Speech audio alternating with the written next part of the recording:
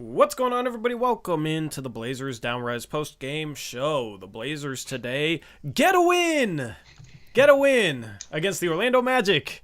122-119. And we play Detroit tomorrow, so we'll win play Detroit tomorrow, so... And we'll be the 10th seed after tomorrow. Yep. Play-in bound, I guess. You know, the tank is dead. The tank is, I don't know, I mean, at least getting the odds of the 5 seed, which is what this was a battle of today. We're going to talk the tank race. I guess we'll take a look at the playoff race too, because I guess we're in both of it. You know, we're doing both, Eric. We're just kind of in the middle, because of course. And yeah, we'll recap this game. Dame goes off. Nas hits a clutch 3 in Orlando, which is his hometown, basically. So that was pretty cool to see for Nas. But the fan base is definitely divided in terms of what they want out of the rest of the year. Some people want tank. Some people want to win every game. And, you know, we'll have to have that conversation as well. But before we jump into things, Eric, thank you once again to our sponsor for this post-game show, Bet Online. Use that promo code BELIEVE for a 50% reward bonus. MLB starting on March 30th. That's only 25 days from now. That's opening day. You got NASCAR. There was a race today in case some of you want to try something new. And of course the NBA season. You can get in on that action as well. Parlays, live betting, all sorts of fun stuff over at betonline.ag. Use that promo code BELIEVE, BLEAV. BetOnline, where the game starts. Okay, Eric, let me think of dono, and then we'll jump into this thing. Hopefully everybody's having a good Sunday afternoon. It's very weird being live at 6 p.m. Normally it's late at night, or it's earlier if it's our second channel. Shout out to Josh Sargent. $5 dono says, how good could the lineup next year of Dame, Anthony, Sharp, Grant, and Wembanyama doing their first year? Wemby is averaging 20 points per game right now in Europe. It would be better than this team for sure, because Wembanyama, I think, will have an immediate impact defensively. He can shoot the ball. He can handle the ball. He's 7'5" with an 8-foot wingspan. I think some people haven't watched enough of him to understand why Blazer fans are rooting for a tank.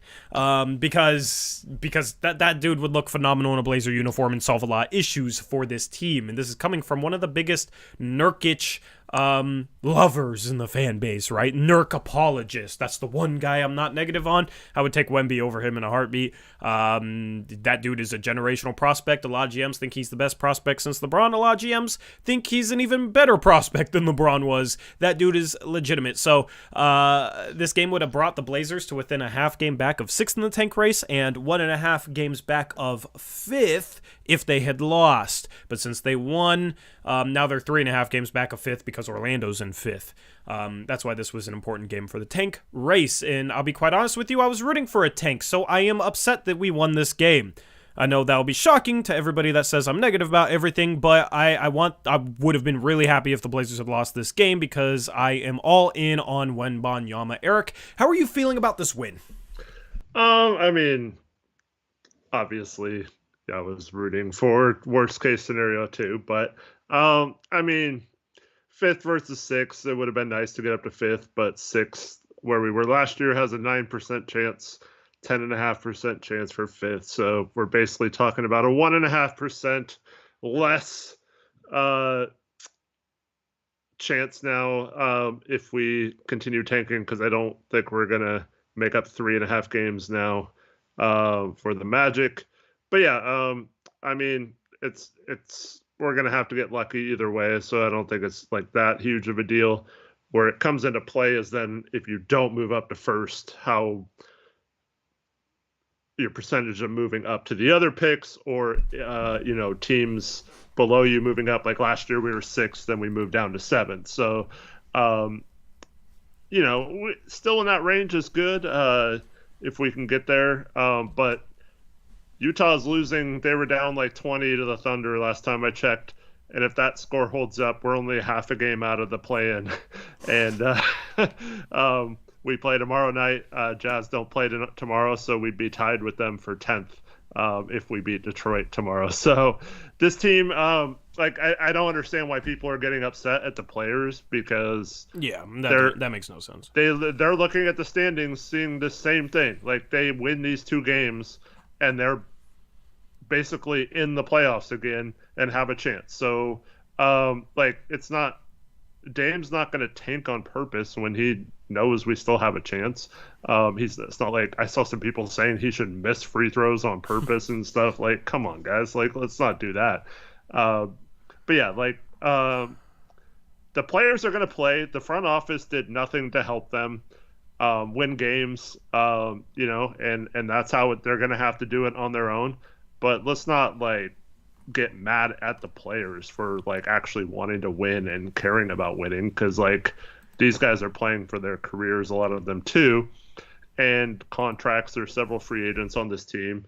Those guys don't care about a draft pick, and if you wanted players that cared about a draft pick or wanted to lose on purpose, like you shouldn't have brought in a bunch of free agents that are actually playing for their careers right now. So I don't know. It's a weird feeling, but like it was pretty obvious this team at some point was going to win a couple games and be like, oh, we're back. Like things are gonna go towards the playoffs again.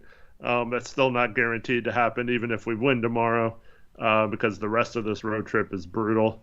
But yeah, it's just kind of a weird time for Blazer fans right now. Yeah. For anybody saying that, one spot isn't a big deal, I mean, this could be the difference of 2 or 3 spots. But also, here's my question, realistically, is like, if we're talking about the Blazers winning the championship in the next 5 years, what percentage chance do they have?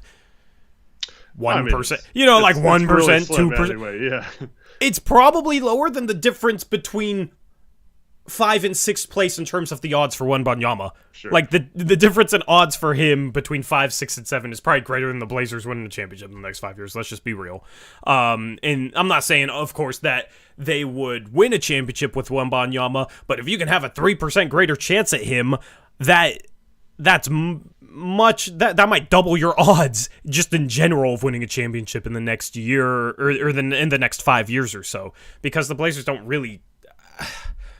I mean, where's the Blazers' path? It's they have a miracle trade for Joel Embiid this offseason, or they get Wembanyama. I mean, any other path probably isn't getting it there. And, man, I'm just... Or you just have to hit, like, basically at least 1, maybe 2 absolute home runs in a draft or something. Yeah, that like contribute crazy, right away. Yeah. Yeah, crazy low odds on that. I'm just tired of being on the treadmill, man. And I don't understand why some fans can't understand that. I'm just tired of being on the treadmill. I'm tired of being stuck where we are good enough to not get a generational prospect, but we're not good enough to have any chance of doing anything in the playoffs. That's the worst place to be. There's positives in it. Like, Dame's play right now is a positive. Nas hitting a clutch 3 today, part of me enjoyed that, just seeing him doing it in his hometown and whatever. But that's short term. Bigger picture, man, I'm just tired of this team being stuck in between. And this is the thing they'll do, is they'll win a game like this to make sure that they don't get, a 10% chance at a generational prospect. And that's why I'm frustrated, It's just, I want off this treadmill. I want this team to be competitive in the playoffs. That's why I get frustrated with things. And now I agree with you. I think the Blazers' best path to being competitive in the playoffs is to tank and hopefully get lucky in the lottery. So, not happy with this win. That's why I'm not happy. I understand if fans want a play-in or a playoffs, especially with the way Dame is playing. I get it. I'm not saying you have to think like this, you know what I mean? I understand. Absolutely. And I'm not going to give anybody crap for wanting this team to win. But I know that down the stretch of the season, every time the Blazers win, when I'm sitting here like, man, I'm not really thrilled at the idea of having to win 2 play-in games on the road to get into the playoffs, and we don't have hardly a shot at Wemby.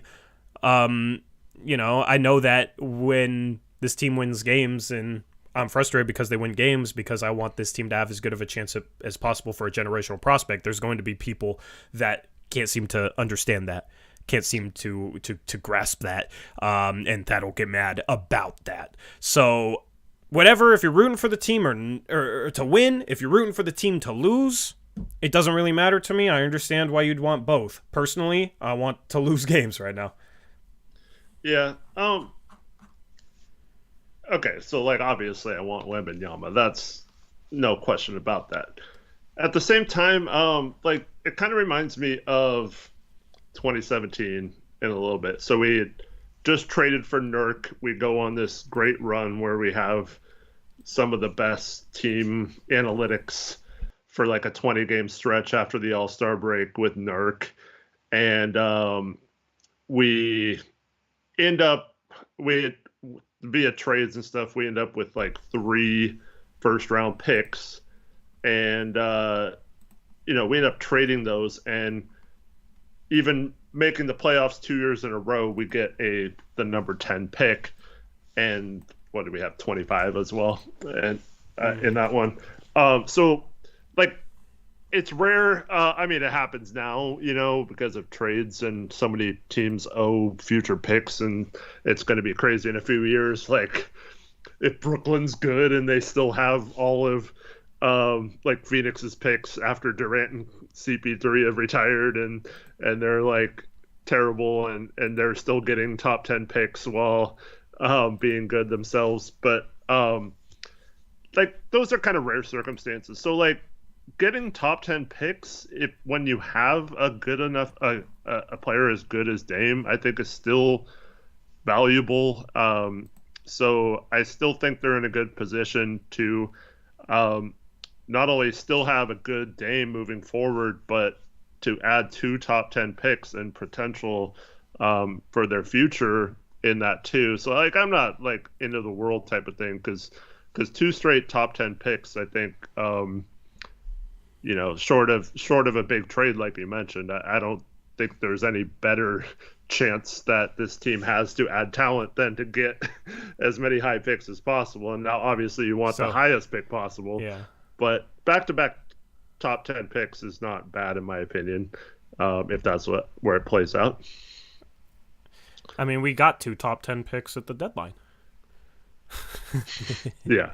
You know what I mean? I mean, like, you have to hit on them, obviously. Yeah, obviously. It's just the odds of hitting on them get lower and lower and lower and lower. Like, I mean, Banchero, you knew he was going to be a stud with the number 1 overall pick. There was questions whether he'd go 2 or 3. But you knew that he was going to be good. Whereas Sharp, it's like, he's not going to be good right away, but he has a super high ceiling. Hopefully he can fulfill it, but you're not sure. Right? In Wembanyama and Scoot Henderson would go number 1 over Banchero, if they were in last year's draft, in my opinion. But Scoot Henderson doesn't make sense for the Blazers. Wembanyama, I mean, he's just an instant game changer, man. He's just an instant game changer, so I want to maximize those odds. But still, regardless, it's just, what's the plan, For the people that want to win games, okay, how are we ever going to contend for a championship then? Where do you see us going if we end up in the play-in? Where do you see us contending in the future? How are we getting there? It's like, I mean, if you get Wembanyama, he's going to be really, really, really freaking good.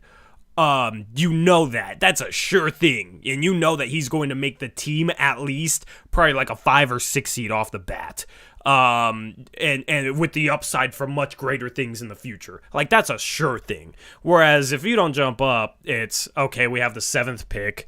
That's not a sure thing. It's a deeper draft than last year, but it's not a sure thing. You're basically hoping that all sorts of things pan out, and still it's like none of the players you draft are going to be as impactful as Wembanyama unless you hit an absolute miracle. And then it's like, how are we going to trade for one then, or how are we going to draft one? That can have that sort of impact, especially on the defensive end, because Wembanyama is going to be phenomenal defensively. So, obviously it's only the best or the worst teams in the league only have a 14% chance of Wembanyama, so you can't really plan on it. It's just, man, like, we're just stuck in such a tough spot right now and this is a product of being put in the middle. We're just stuck in a spot where it's like, man, how do we get out of this rut? Because that's just what it feels like to me, and that's all I want is just to get out of this rut, whether it's bad or good. Because if it's bad, you increase your chances at getting that generational prospect. If it's good, then obviously you're a good basketball team. So, I don't know. Maybe they can do it just with draft picks. Drafting at 8 or whatever. Maybe they could hit on that, and then they got the Knicks pick or whatever. I'm just worried that this offseason is going to be, okay, they draft 2 guys with those picks, let one of Thibault and Reddish walk, re-sign the other, and run it back. Does anybody want that? I don't want that. That's my worry. I mean, they still, yeah, I don't know. Trevor Williams says, I think the problem is we have no faith in Cronin to build this team, but if we get the first pick, Wemby is a semi-sure thing, and we have to hope Cronin can't screw that up. Yeah, that's kind of where I'm at too. It's like, but I mean, you have to remember, dude, we did bring in Mike Schmidt, so I mean, he's one of the foremost draft experts there you can find, right? So, like, I don't know. I'm not worried about drafting necessarily. I'm more worried about them making an all-in move trade this summer and panicking, using those picks instead. Like, it's not Embiid. It's like they use all their future picks to get like OG or something. That's not good enough to make them a championship contender. It makes them a little better now. But yeah, that's what I'm worried about with Cronin, is that he'll just go the other way from it. So like, if he truly is trying to make the team not win, and he's doing everything he can to not get Dame help, but telling Dame, you know, like, I'm not going to help you, but have at it, go for it.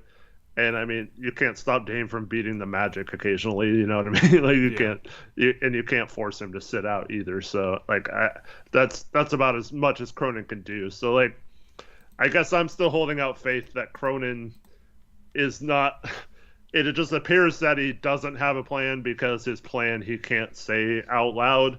But I still don't think Jody's going to even let him really go through with the full plan or like commit to what it takes to win either. So unfortunately, we're stuck in a situation where we do have to hope for things like that. And I understand the people who are disagree with what Tori's saying and that kind of stuff. Like the beginning of the season was really fun, you know, we're 10-4, we're hitting all these game winners. The team's all happy after every game. They're like crowding each other in the post-game press conferences and stuff. Like, I want that feeling again too, but like, I don't want it to be because we beat like the Detroit Pistons tomorrow and are back in the 10th seed, right? I want it because we're like competing for home court advantage and like we have a legit chance and stuff, right? You remember how hyped that was? It was like, oh, maybe we might be able to possibly contend.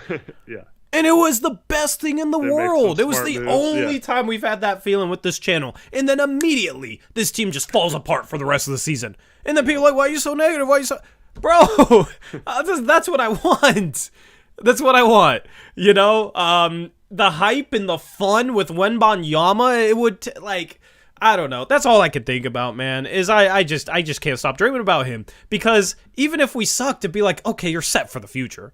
You're absolutely set for the future, no matter what. Like, it'd actually be okay, you know? That's another year of development for Sharp and Wembanyama. You got your, you know, future superstar in Wemby, and then hopefully Sharp can become an all-star, like, and Ant's young. So then you're chilling, you know? It would just create a different feel around the channel.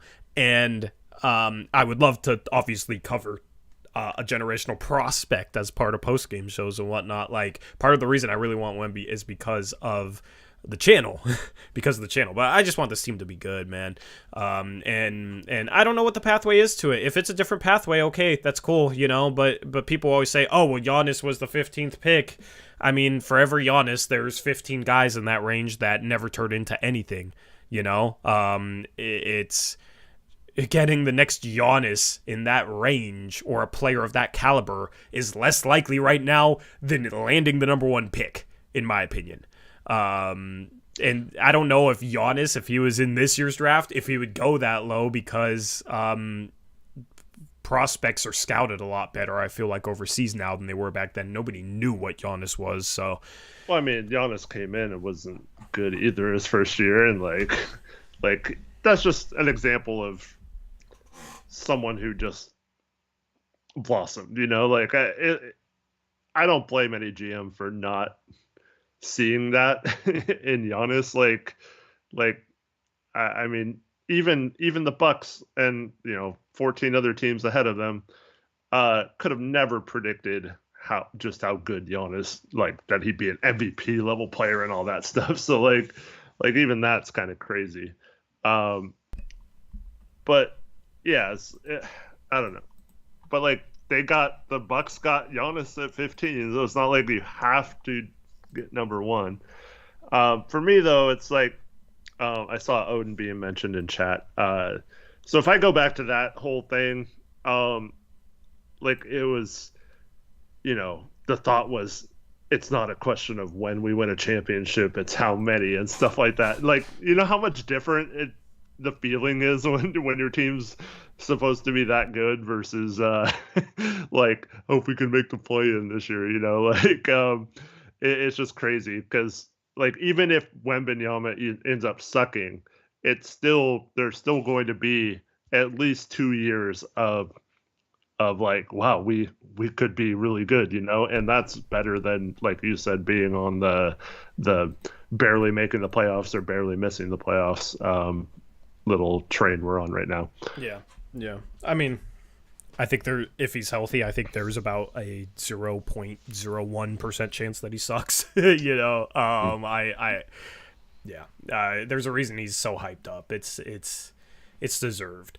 But I don't know. Like, that's the thing, is if it's a different path that gets us there, that's fine too. I just want to get there. I just want to get off the treadmill. That's all I want. And I think every Blazer fan wants that. They just disagree with what's the best way going about that. And it's hard to get hyped up for a play-in, Eric. It's like, okay, so what? We get the 10th seed. We have to go on the road and win 2 games in a row, which when was the last time we beat 2 playing caliber teams 2 games in a row?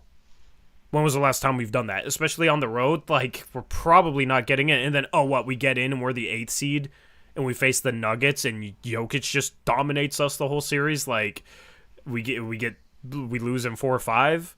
Maybe we can stretch it to 6 if we get lucky. But guess what? That's exactly where we were back in 2021.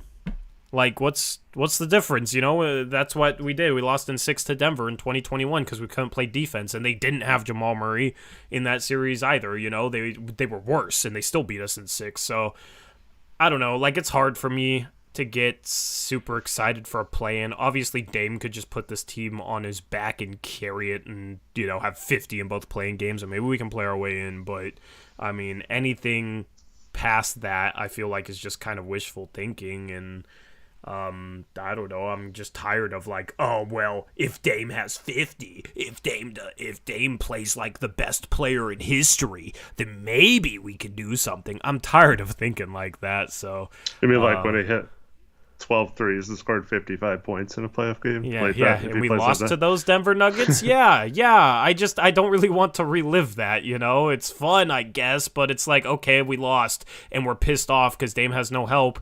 And then, okay, how are we getting him help? And guess what? 2 years later, he still has no more help than he did back in 2021. So how are we going to get him that help? That's all I care about, If a play-in is a product of finding our way to being a better team, then sure, okay, cool. I just care about where this team is headed more so than, are we winning this year? Are we in a play-in or whatnot? And that's what I care about. Nick Thompson says to draft Bronny this year and make him a promise. We can't because he's not draft eligible till 2024. So yeah, even if we wanted to make him a promise, we can't. You can't. 2024 will be the draft when we'll seriously have, if we're in this situation next year, if let's just say we have pick like 6 or something, whether it's worth to take Bronny versus someone better than him, crazy. Because like LeBron might come if we do that. So that's crazy to think about. But yeah, Bronny, and I mean, I know LeBron would love to play with Dame. That could be a conversation next year. Yeah, Bronny's another guard, but you're basically drafting Bronny to sign LeBron. Yeah. In essence, like LeBron would come over on a taxpayer mid-level exception or whatever, and that would be the deal there. Kevin Reese says, how the hell y'all gonna free up cap for 40-year-old LeBron? I mean, LeBron's gonna be a billionaire probably someday. He has a ton of money. He wants to play with his son, supposedly. If he wants to play with his son, he's going to take a pay cut to do so. Why would he have an opt-out that year to opt out and go play whatever team his son plays on? Yeah. Come on, dude. Why would he say in multiple interviews that he wants to stick around long enough to play a year with his son? Like, yeah, if he really wants to play with his son, he's going to pass up money. Like, I mean, he could get super lucky and have it be a team like. Yeah, that has cap space. But I mean, it's like the dude has so much freaking money and has the chance to play with his son, which is family, before he retires. And if he really wants to do that, you think that he's gonna value money that's at this point almost meaningless to him because he has so much of it? Like, I this is just another argument for another time. But just Kevin Reese, just good old Kevin Reese argument, of course.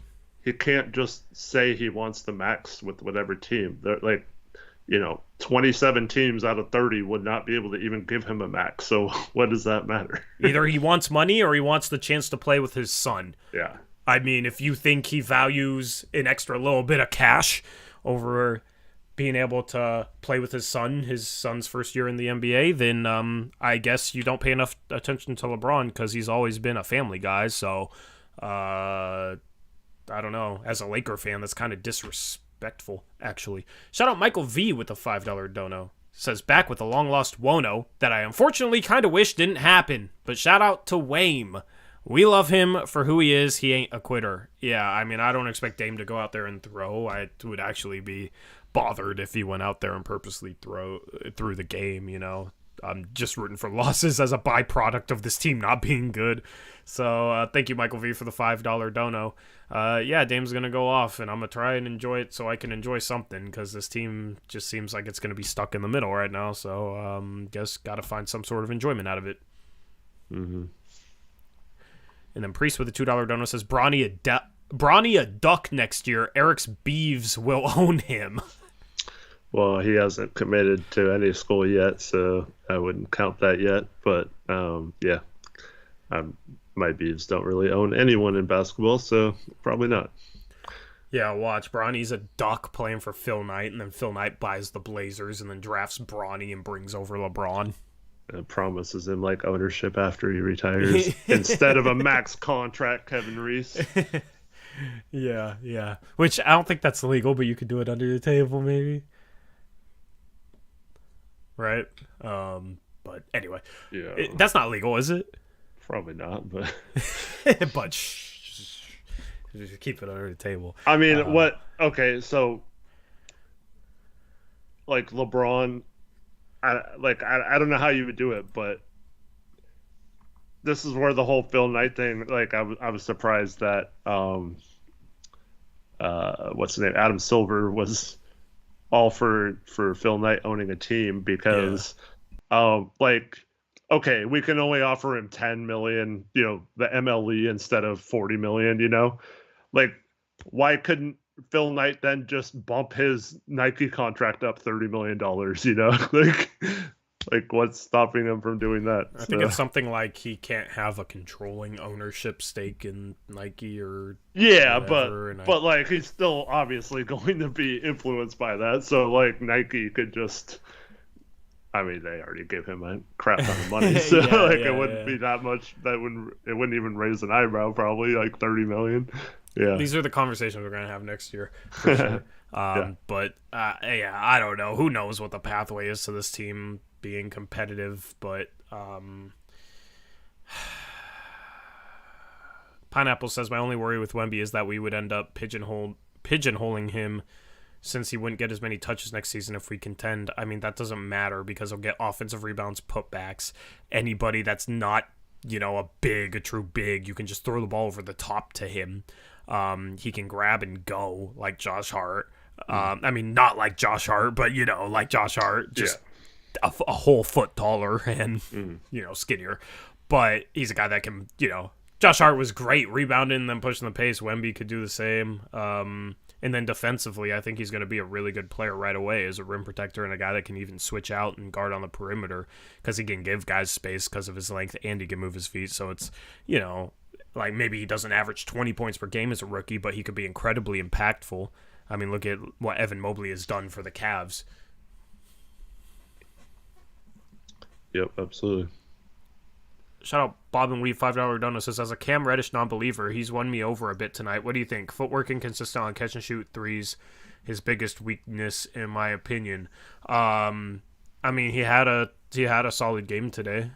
You know, he's had stretches where he's played some solid basketball. That's never been the problem. It's never been a situation where it's like, oh, he can't put together a good 5-game stretch.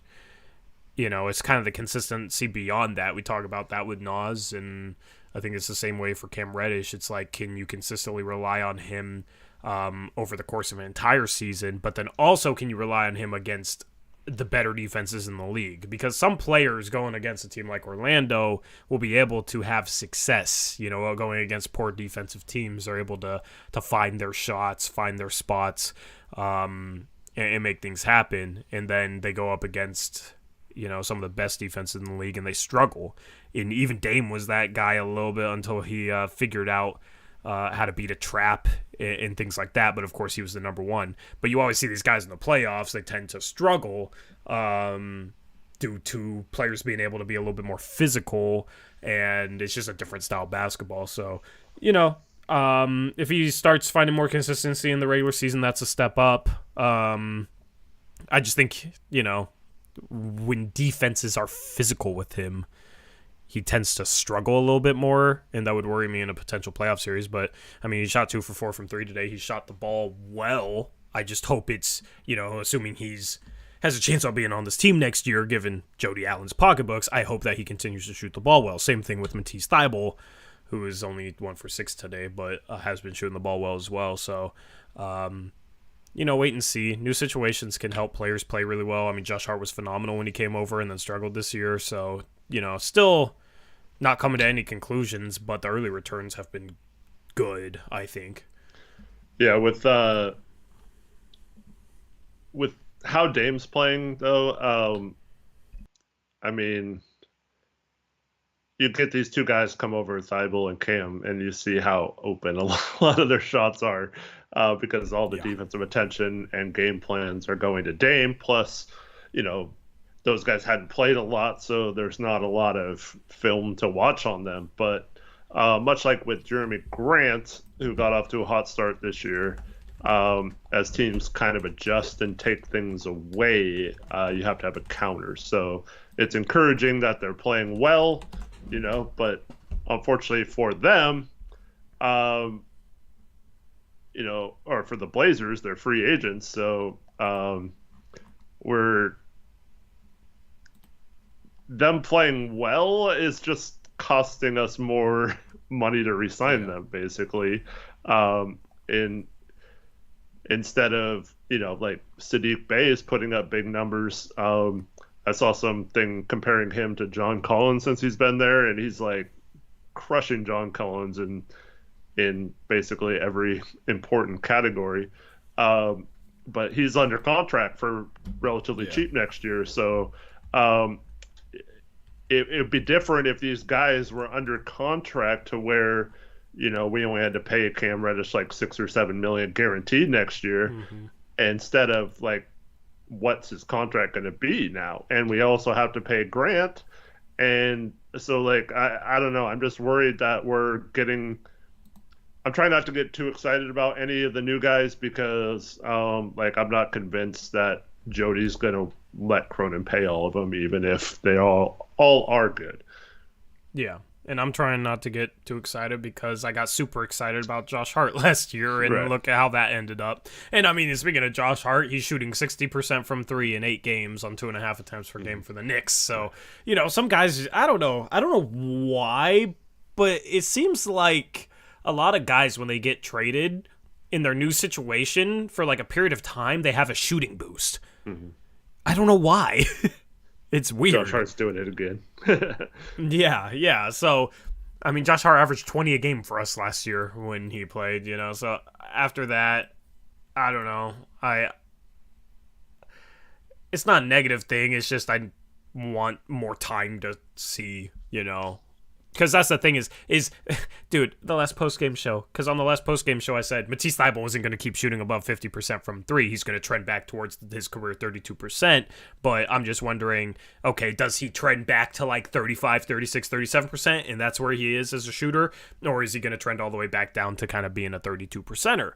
And I had somebody get really mad in the comment section because I was saying that, yeah, Matisse Thybulle is not going to keep shooting 50%. He's going to trend below that. Yeah, towards his career average. Like, I had somebody mad because that's super negative. I mean, we just got to be realistic, though. Like, I just try and be realistic, man. Well, it was off on like 18 attempts, too. It's not like... Yeah, it's just a small sample size. That's the thing with stats, and it's not just sports. It's like if you're doing a population survey, if you have a small sample size, the results are more likely to be wildly skewed one way or the other. So... can't read too much into it, yeah, it's a good return so far, but we need more time to really figure out how these guys mesh and what level of play they can achieve on this roster and in this system. Mm-hmm. I don't know who to credit for this, but someone responded to one of your tweets today saying, is this kind of starting to remind you of the 4-game win streak, last year. Yeah, and that's it's tough because like we heard them in multiple interviews and press conferences and stuff mention how that 4-game win streak, like look how we were playing in that and stuff and so I just hope they don't overvalue or overpay some of these players based on a situation like that. And if they do revert back to their career averages, they're going to look like terrible signings. If they do become good, then I guess they could warrant those contracts. But I mean, there's a reason why these guys weren't playing. So like, I just don't want to get too crazy with it because like anything we offer them would have been a lot more than they probably would have gotten had they just stayed on their team. Like if Thybulle stayed on the Knicks and didn't get traded and he goes into free agency, he doesn't get his qualifying offer picked up. He probably gets at most the tax mid-level exception for like $6 million a year, right? And if that, so like I don't want to pay him like $12 million or something a year and have that come back to haunt us with bad contracts. But it's definitely promising to see guys play well when they're here. I just don't know. Like even if we get this best version of Cam Reddish and Matisse Thybulle and stuff, we're still only beating the Magic by 3 points. Like with Dame scoring 41, it's not like they've come in and we're all of a sudden an unstoppable team that is like just cruising right now. Like we're 2-4 now, I think, since the All-Star break. So like and our bench in this game we only played 3 guys off the bench, and they combined to shoot 10 for 18, which is pretty dang good for Watford, Little, and Sharp. 3 for 6 for Watford and Sharp, 4 for 6 for Nas. Watford 1 for 3 from 3, Sharp 2 for 5, Little 3 for 5. That's 6 for 13 from 3, almost 50%. So the bench scored the ball well, and we still almost lost this game. Dame was phenomenal. We still almost lost this game. So it's like, if these guys are they really impacting winning a whole lot? It's kind of hard to tell. I'm not saying they're not. It's just... Well, I see people like People's Mix saying earlier that he would let Grant walk and sign Reddish over him. It's like, that's how you become like absolutely terrible next year. Like that's... because why would we do that? Why would we trade for Grant and then let him? Well, we should have just not traded for Grant, so we could have been worse this year. Maybe get Wemby, and then we still have the Milwaukee future first. Or we could have had we could have made that same trade with New York and got Jalen Duren or something and had him as our backup center right now. Yep. Like if trading assets for Grant just to let him walk in order to re-sign Cam Reddish is about the dumbest possible thing ever. Mm-hmm. And this is coming from a guy who's been critical of Grant lately. It's still like that's mismanaging assets and ending up with less assets. It literally, Like, basically, so what do you get from CJ? You got Cam Reddish and a guy who nobody wanted and a late first-round pick for CJ. That's what you got? Not just for CJ, but Larry Nance, too, who you gave up a first-round pick for, and that's still hurting us. So, that late first, maybe we would flip it for our first back, probably, if we could. So what? You traded CJ basically straight up for Cam Reddish, a guy who nobody wanted. I mean, that's basically just taking assets and ending up with stuff that wasn't even valuable, and that's basically just... It's a game of asset management. You don't want to trade in an expensive car for, some junked up Pontiac. That's a tenth of the value of what you traded in, right? Like, that's the problem. That was the problem with the Clippers trade, is we didn't get back enough assets for what we were giving up. So that's the thing is if you trading assets for Grant and then letting him walk when you could have used those assets for other things is absolutely horrible. You can't let Grant walk. Even if you have to overpay him, you have to overpay him. It's not like you're going to sign anyone. So it's not like, Cam Reddish is so freaking good. You just have to have him and you hit a home run. It was worth trading CJ in essence for him. So I don't like anybody that says let Grant walk. It doesn't make sense. Well, here's the deal. If you were going to let Grant walk, you had to trade him at the trade deadline. Yeah, that like too. We knew he was a free agent. We knew how much money he had not accepted. 4 years, $112.6 million.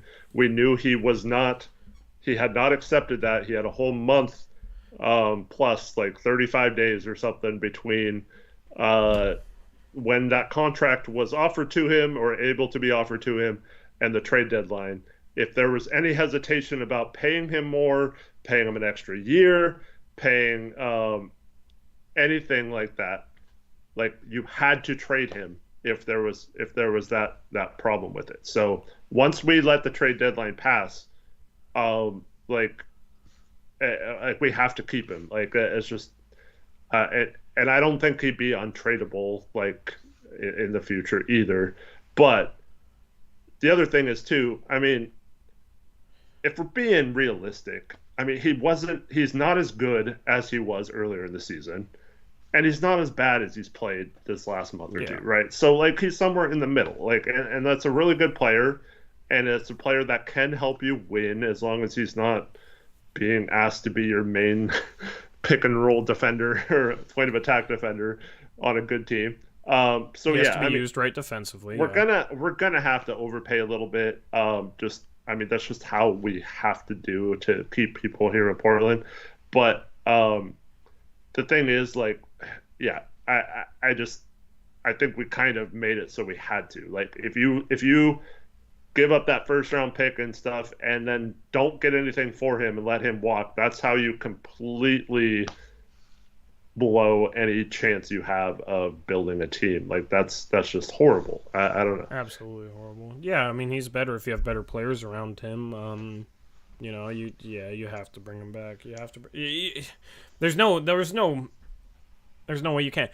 There's a comment that said, God, where was it? There's a comment. God, I can't find it. Hold on. There's a comment that said, "You really think paying Grant $25 million plus is asset management?"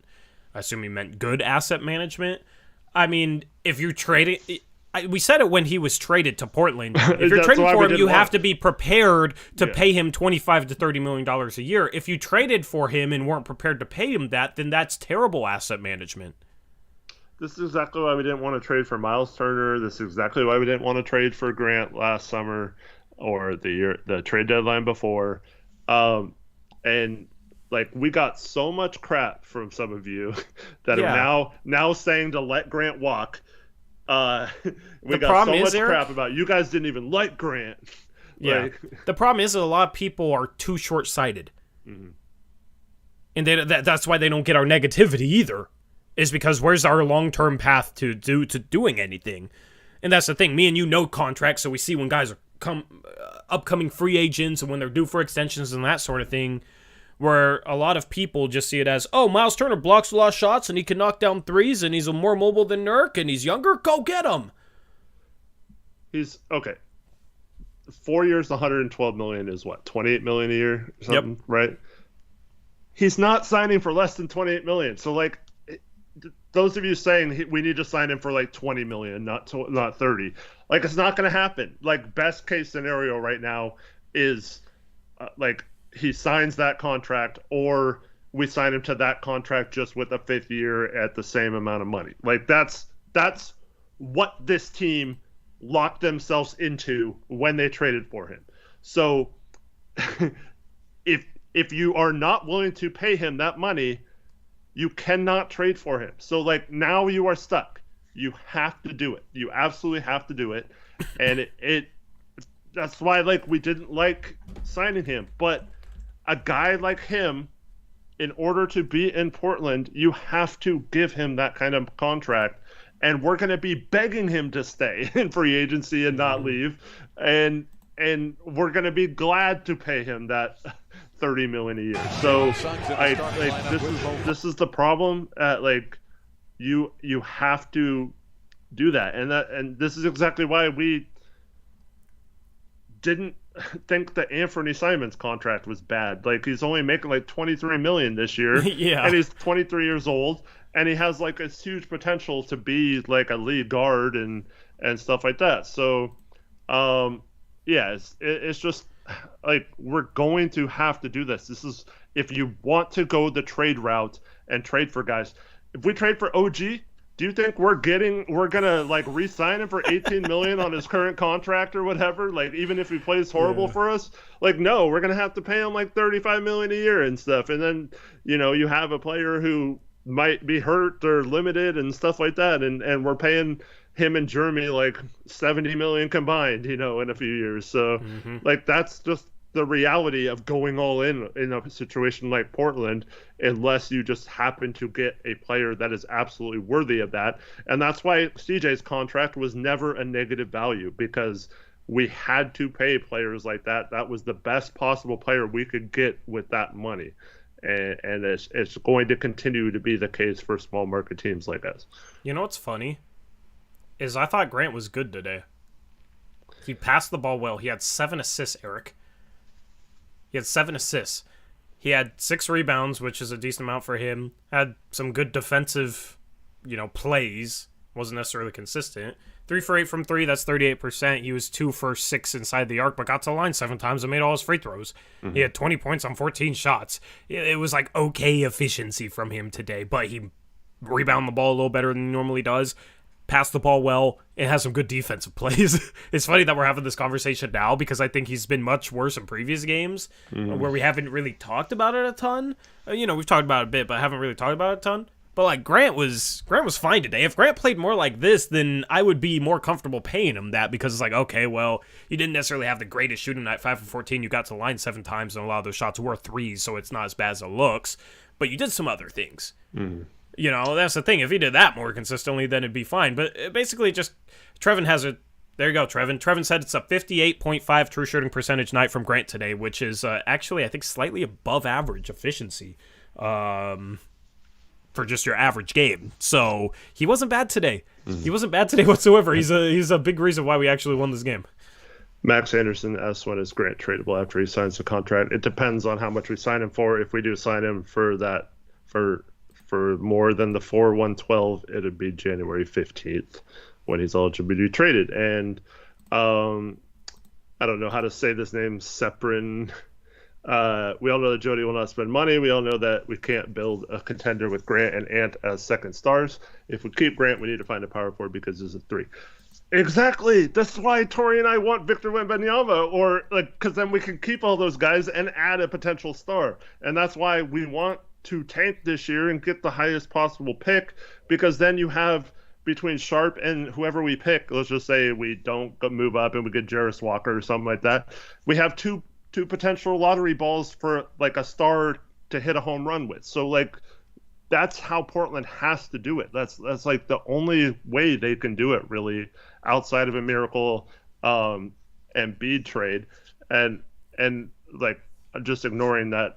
If Grant's a small forward or a power forward, we need to find someone who pops it with the limited assets we do it. So mid-level exception and draft, or like smart trades. We've already talked about we don't have the contracts to really trade, and if a player becomes available, that's not obviously an all-in Embiid type trade.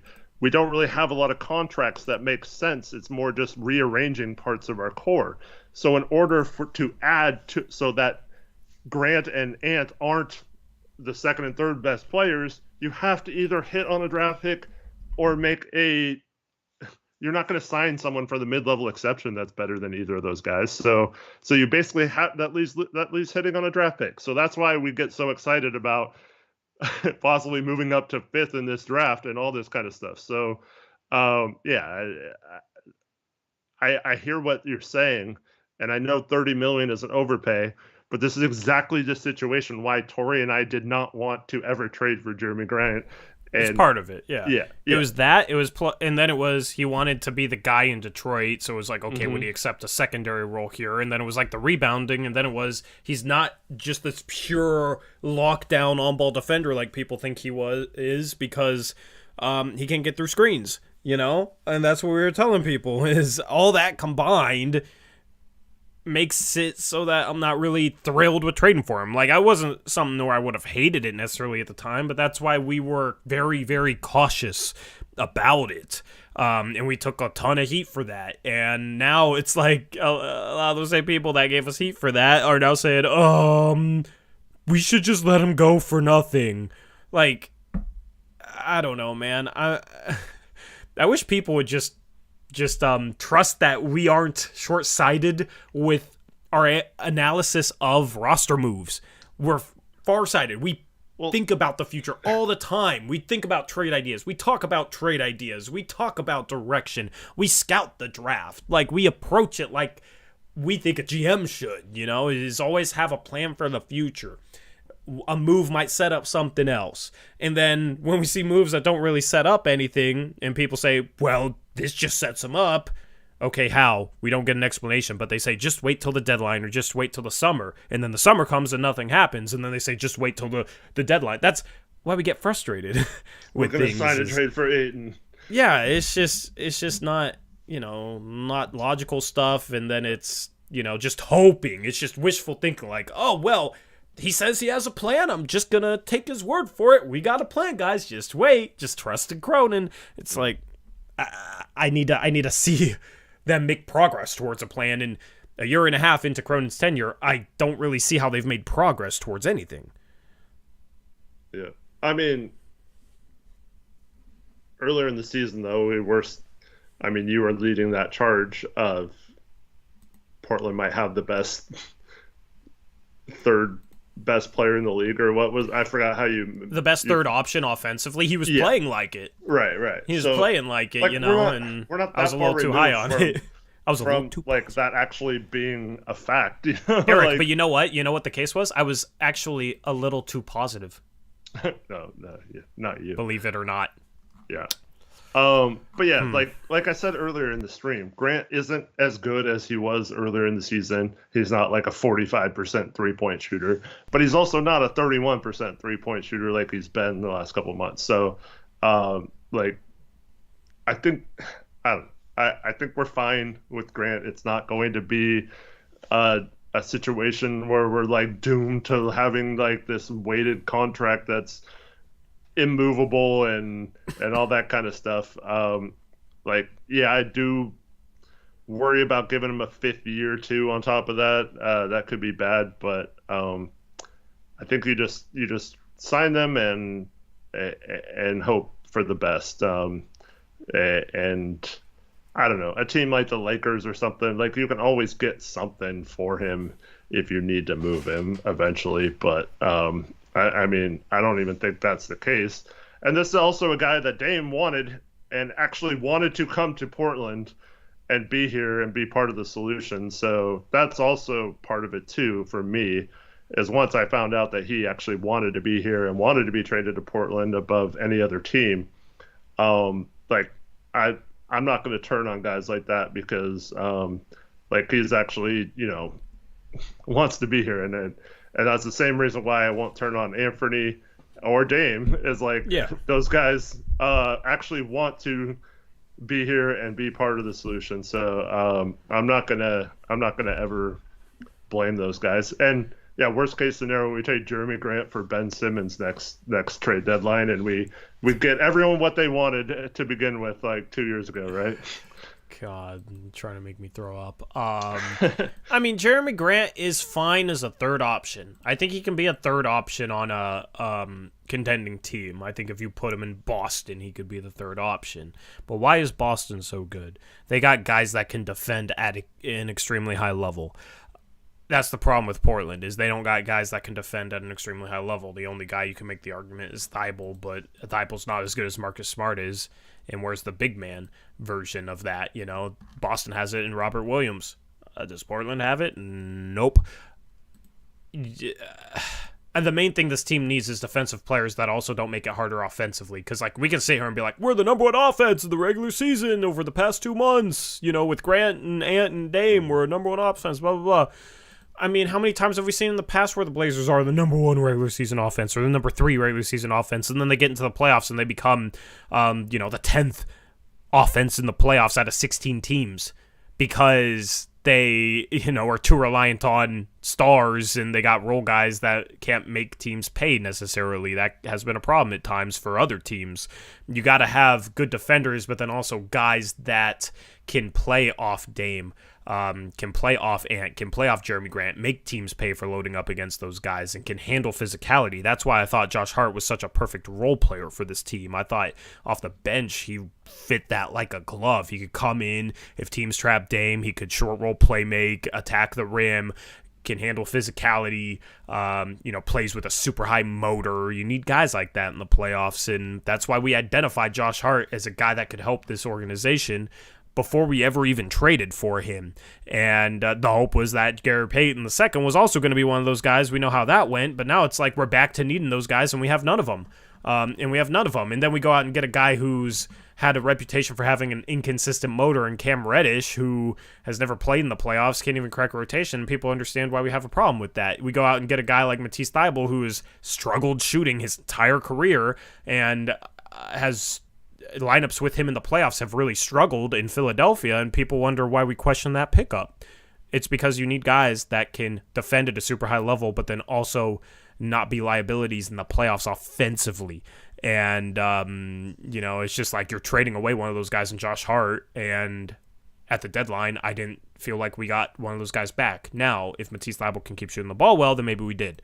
Cam Reddish has played well, but it's like, I don't know. Like, what's his role? Can he defend consistently enough? I still have questions about him. So we'll see. But I don't think either of those guys will be at a high enough level in terms of their two-way play. Vladimir says maybe Portland can get Grant Williams from Boston if they don't offer him the money he wants. So he's going to leave Boston because they won't offer him $20+ million a season. But how do we pay him $20 million a season then? Yeah. Yep, that's the question. Shout out Priest, $2 donut, says Celtics blew big lead versus Knicks. Yay, Josh Hart. Yeah, Josh Hart. They haven't lost since acquiring him. And they are currently tied 104 apiece with 3:07 left in the fourth quarter. Another there in Julius New York. Randle step back game winner, maybe? Yeah, maybe. RJ Barrett's 10 for 21, 28 points. Julius Randle's 10 for 19, 24 points. Emmanuel Quickley's 10 for 19, 27 points. They're playing without Jalen Brunson in Boston, Eric. Boston has Jaylen Brown, Jason Tatum, Marcus Smart, Derek White, Al Horford, Grant Williams off the bench. They're missing Brogdon, but Boston is relatively healthy. New York's been missing probably their best player all year long. I think Brunson gets underrated. He's been a huge pickup for that team, and they're tied. Honestly, if New York can do this, can you rule them out in terms of being contenders? Yeah, I don't know about contenders, but yeah, I mean, they're really good. Unfortunately, Brunson, I'm praying that injury's not bad because he's being reevaluated tomorrow. If he misses some time, that could make it back into the are we going to keep our pick thing. Yeah. Because right now it's been nice not having to really worry about that. I mean, they're on if they win this game, that'll be 9 wins in a row. before they traded for Josh Hart, they beat the Sixers, and then they lost to the Sixers, but split with the Sixers. And then they've already beaten the Celtics recently. They beat them a couple of games ago, 109-94. Then they beat the Nets 142-118. They can have nights where they score 120-plus points. They have numerous nights like that. And then you got Tom Thibodeau as coach. They've had nights where they lock teams down, where they're good enough defensively. I mean, I don't know. New York's looking freaking good. I never thought I would be this high on a team whose, like, offensive leader is Julius Randle. But that's the thing, is you needed a guy at least at his level to run the ship from the guard position, and they got that in Jalen Brunson. So that was a huge pickup for them. And yeah, shout out to the Knicks. Thank you, Priest, for the $2 dono. But that's the thing. The Knicks are now like a well-ran organization.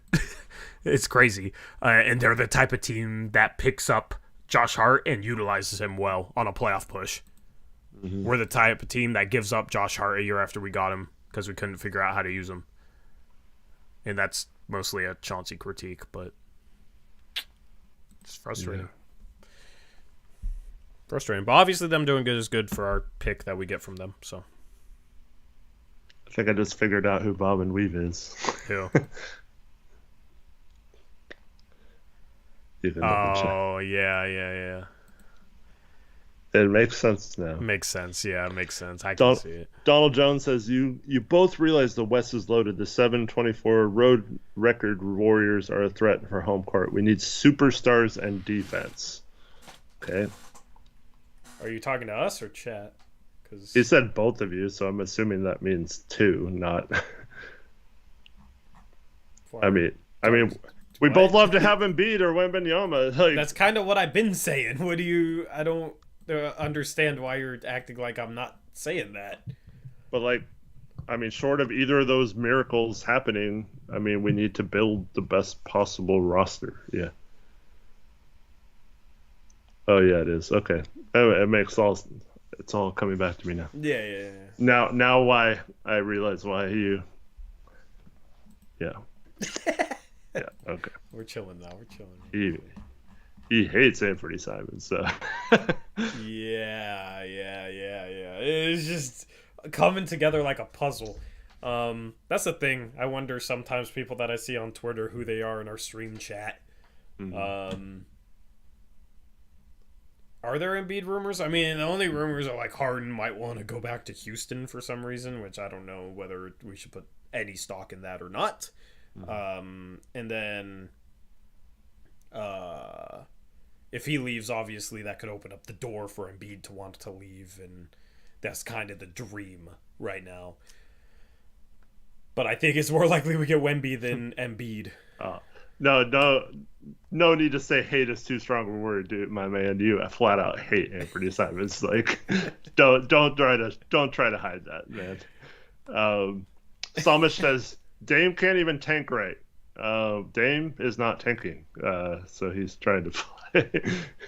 Yeah, I mean, that's the thing. That's why we told people, like, during this entire channel, people have like, maybe we should tank this year. Maybe we should. Guys, do you guys think we should tank? And we're just sitting there like, they're not going to tank because they're not going to be able to rest Dame an entire season unless he gets hurt. And Dame's going to try and play and win, and they're going to try and win games. Like, it's just not, it was never realistic. Last year was the perfect storm to try and tank. And I mean, it happened maybe a year too early because this was the year to tank, and 27 wins would get us fifth best odds. Knicks up 7 now with a minute left. They're going to win again. Shout out to the Knicks, man. Shout out to the freaking New York Knicks. Wow. The Knicks have a chance at home court advantage. After this win, they'll only be a game back of the Cavs, Eric. Yeah. They'll be 4.5 up on the 7th place Miami Heat, who they just beat. And that pick's going to be like 28 now. I know. Like, at some point, we might want them to start losing so the pick's a little higher. I mean, but, like, at that point in the draft, is there a huge difference between 23 and 26? It's like, it's more about making sure you zero in on the right guy.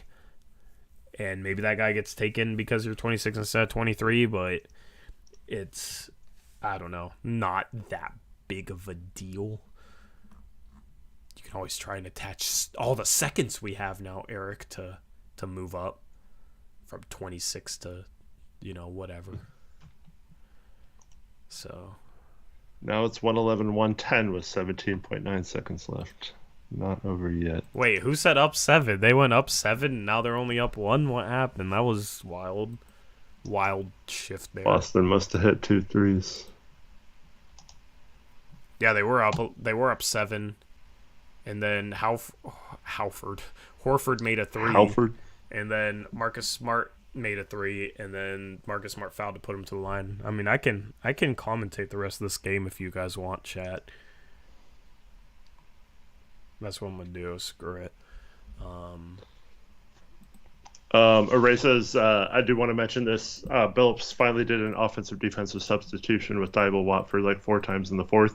Yeah, and I mean, I have to give Chauncey props, even though we don't want him. We didn't want the Blazers to win, but they smartly fouled several times without the Magic didn't have a timeout, so they fouled him. They had to go the length of the court. That was really smart to foul them and play the free throw game in that situation.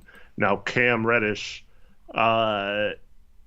almost fouls Ben Carey. I think he did foul him, shooting a half-court shot at the buzzer. I don't know if you're going to call that. So that was not a high IQ play there.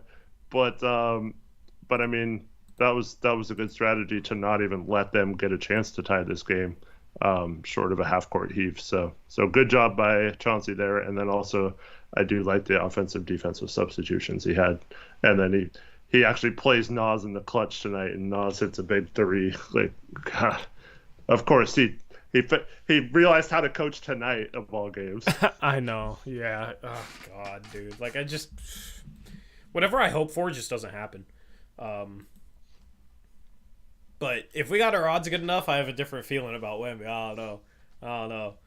Like, at some point it has to break, right? Mm-hmm. I mean, of course it doesn't have to because we're Blazer fans, but you would hope. Anyway, you got Knicks inbound. I'll commentate this for the rest of the game. You got Josh Hart inbounding. Dude, that just makes me sad seeing him in a Knick jersey, honestly. I miss Josh Hart. Josh Hart on the inbounds is going to call the timeout because Boston locked it up, and that is the final timeout for the New York Knicks.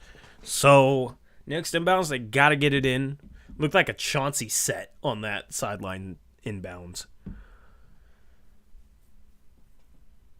Wish Nas would have bricked the 3 for Tankathon. Yeah. Yep. Yeah.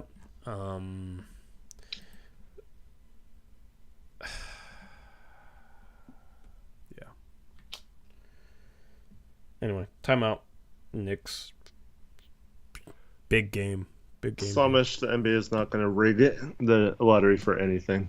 Yeah, we had talked about this last time. What's up, Tom? We talked about that this last stream, and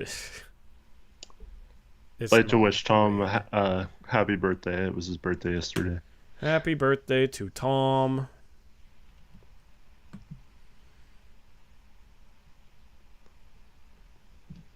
Happy birthday. All right. I don't know. Where do you want to... I guess Nas is scared we'll draft his replacement. We just traded for like 3 small forwards, so I don't think... Yeah. I mean, his replacement is dependent more so on if Nas can finally figure out how to consistently play on both sides of the court. He is looking a little more mobile, though. I'll give him that. He's a little... Dude, like, offensively, the thing I don't like about him, he's a little stiff with a lot of his moves, I feel like. Like, he has no bag. Malachi, we are not drafting Scoot #1 over Wembanyama. Get out of here, man. Even if we needed a guard, nobody is drafting. Dude, you could hypothetically probably play Wembanyama at the small forward position and get away with it. Like, he is a freak of nature. Julius Randle to the line with 16 seconds left, by the way. Knicks up one. Sean asked, would you keep Nas or draft Cam Whitmore?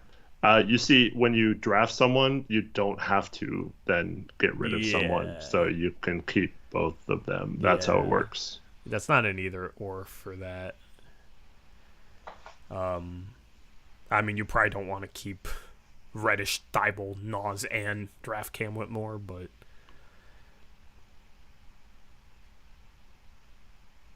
I need to watch more Cam Whitmore. Villanova is just annoying to watch when you're watching them to scout him because he just doesn't get the ball enough. Randall makes both free throws. We'll do a tankathon sim. We are currently tied for 8th with Washington and OKC. We got to look at the standings, too.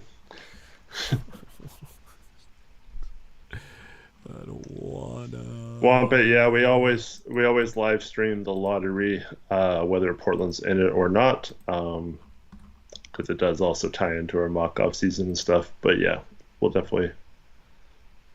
If Portland's in it, it'll be on this channel. If Portland's not in it, then we'll do it on NBA Uprise. Link in description. How do I feel about Nick Smith Jr.? I like him a lot, just not for the Blazers. I think that. For obvious reasons, we don't need another scoring guard, but yeah, I do like him for other teams. He just gets to his spots. Mm-hmm. And it's not even like he looks insanely quick or shifty or like anything. He just finds his way to his spots. I don't really know how to explain it. Yeah. He's like, you get these guards where it's like they don't look too quick, but they just move efficiently, you know? I don't know. Mm-hmm. That's probably the best way I can explain it. He's just efficient with his movement. He's a much better shooter than Markelle, though. I mean, maybe not in college, but yeah, Markelle in college was. And then, yeah, I mean, he's coming back from injury too, so he's not like fully 100%. I don't think either. So, but yeah, I think he looks pretty good. Celtics have Horford, Brown, Tatum, Smart, and Derek Tibbs White foul. Inbounding. Derek White inbounding. Shooting foul? I'm commentating it. Brown into the post. He's going to post up Grimes. Goes up with a bucket, and it's good, and it's a shooting foul. So chance to tie the game for Boston on the and one. You cannot give up an and one there if you're Quentin Grimes, although it looked like he fouled him on the floor, and they called it late. No timeouts. I don't know if they had a challenge or not, but they cannot use one since they do not have a challenge. What are you saying? If you said that wasn't a foul? No, I was saying it seemed like the foul was earlier than what they called it, but yeah. I thought the foul was on the review floor. That, yeah, I thought the foul was on the floor and they just called it late as part of the shooting foul, but it's not something that'll get reviewed. Brown makes the free throw. It's a tie game. No timeouts for New York, so they're going to inbound and go. Got Hart on the floor. Ball into the hands of Emmanuel quickly.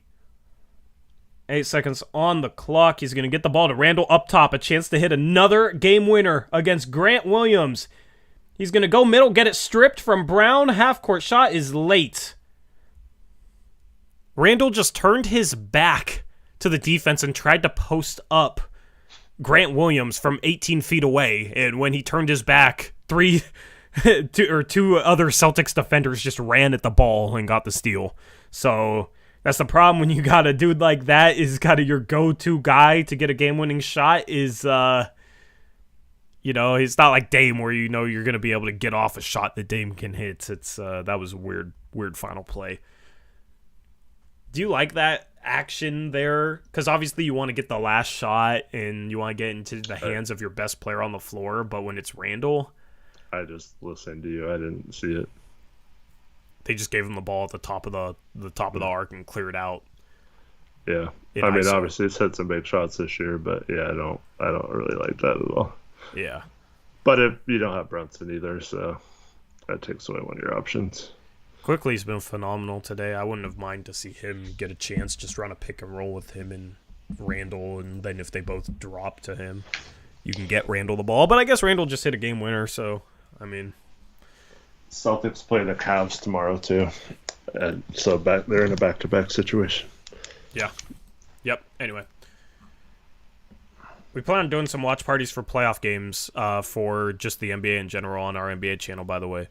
So that'll be fun. So make sure you subscribe if you don't want to miss those. Anyway, Tankathon time, Eric. Right. Time for the Tankathon. All right. So that's where Portland is at now. We are a game and a half behind 6th, which is both Chicago and Indiana. Chicago's pick going to Orlando unless it's top 4.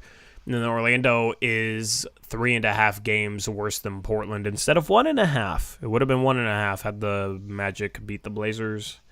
Obviously, that's a 2-game swing because the teams were playing each other. So that's, a win and a loss or a loss and a win.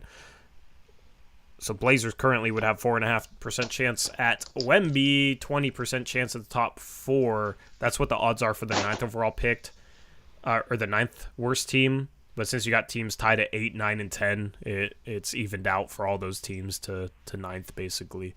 So let's simulate this thing and scroll up.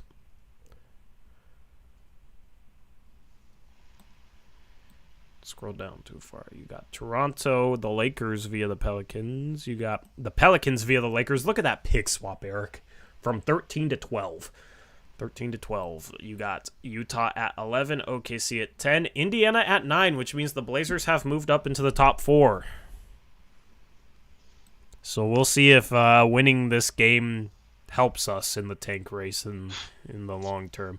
Orlando via Chicago, Orlando via Orlando, so they're big losers. San Antonio, and you got Houston at 5. That's what you get Orlando for not winning tonight. So you got Portland, Detroit, OKC, and Washington in the top 4. At 4, we have Charlotte. Or no, Charlotte's in the top 4, not OKC. So now it comes down to Washington, Portland, and Detroit, Eric. Drum roll. At 3, it's Portland. Drum roll is bad luck, apparently. It's okay. It's still 2, it's Washington. At 1, it's Detroit. Well, we didn't get our savior. Instead, we get Brandon Miller. Does give us options for a savior. I would be... if Brandon Miller didn't have the headaches and stuff, I'd be more okay with that. But with everything that's gone on with him, it's just very, Because obviously, Scoot's going number 2 to Washington. They need a point guard. Long term. And then Detroit's taking Wemby and running. Brandon Miller's player comp with nothing to do with basketball just changed from whoever it was to John Morant. Yeah. Jaws. Oh, God. Jaws off the rails right now. Boston's up 3, by the way. A little more than 3 minutes left in the second half. Josh Hart for 3. Good to tie the game. Josh Hart hitting threes. Man. Clutch 3 from Josh Hart.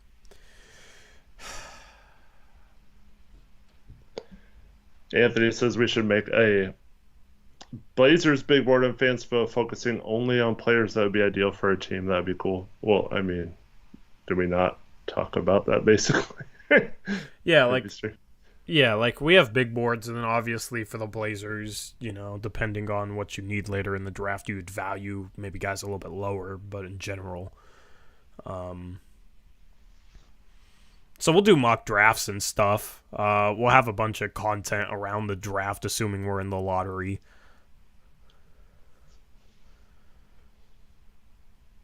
So still tie game, 2:20 left in OT. Give me Amon. Sherwin wants Amon. I mean, yeah, I'll take Amon too. If we can figure out how to shoot, that dude's going to be a problem. And defensively could be elite, so... Would you like Amon for Portland? I know he can't shoot, but everything else is so ideal.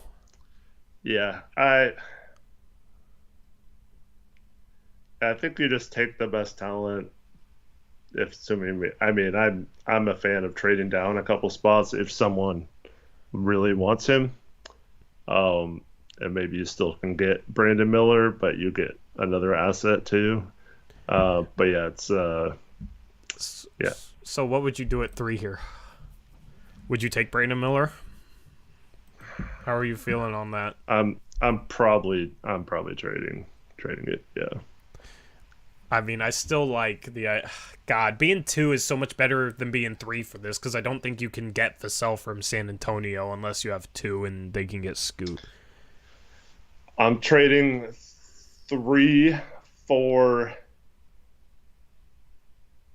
I think, oh man, no, we'd have to, I keep thinking of like getting OG or something, but like any scenario we have to give up Sharp basically, I think.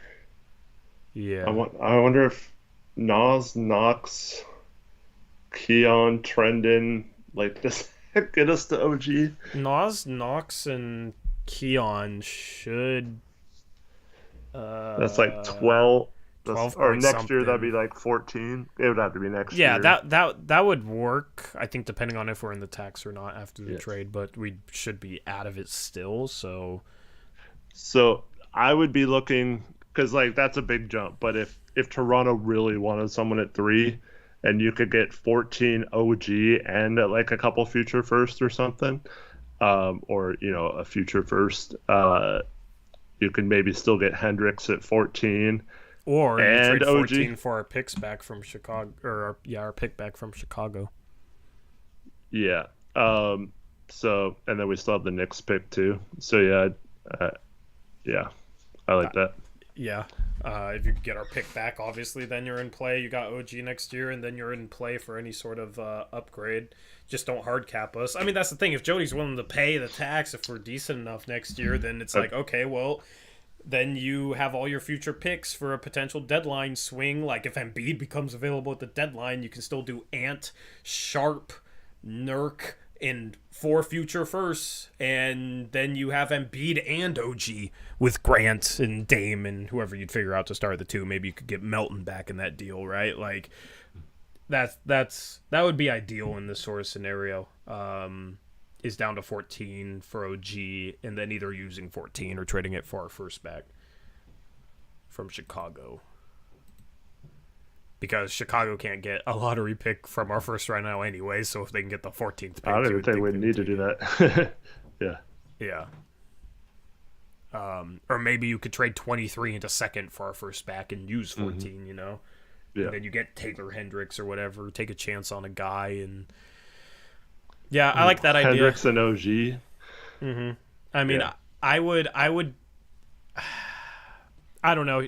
That's the thing. You'd have to gauge it and see, like, okay, could we get OG and 14 for 6? And then if that's the case, then you trade down to 6 and get Zach Collins somehow too. I don't know. Like, you got to maximize value. So, I think I might trade 3 for Mikal Bridges. I did not feel that way like last year about trading like a top 10 pick. But here's the problem. Now we have to basically trade Sharp and 3. To match salaries, so like it makes it so much tougher, man. Tatum 3 off. Knicks up 1, by the way, with 44 seconds left and a loose ball foul on Grant Williams. Oh no, Celtics up 1, not Knicks. My bad. But it will be Knicks ball. Maybe free throws. Yeah, free throws.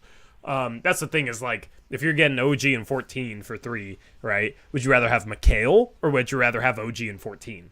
I would probably rather just have Mikal. Or, I mean, I guess maybe if we got 3, that's how you could get Claxton too, and then you give up. I